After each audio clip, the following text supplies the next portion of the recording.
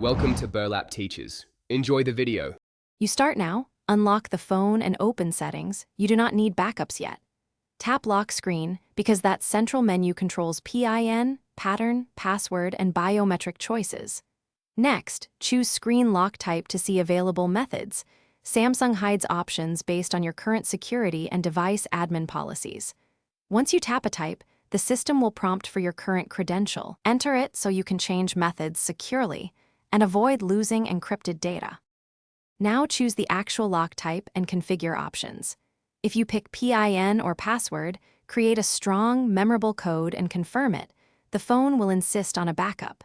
If you pick fingerprint or face, register each biometric slowly and from multiple angles so recognition is reliable.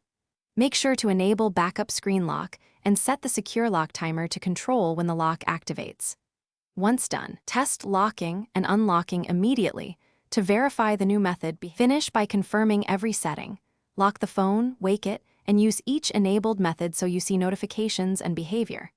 If a biometric fails, delete that fingerprint or face entry and re-register it. Small cuts or screen protectors can affect sensors.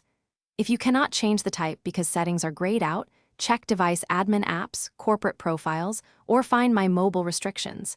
Disable or contact your administrator. If nothing works, reboot and repeat the registration steps before seeking support.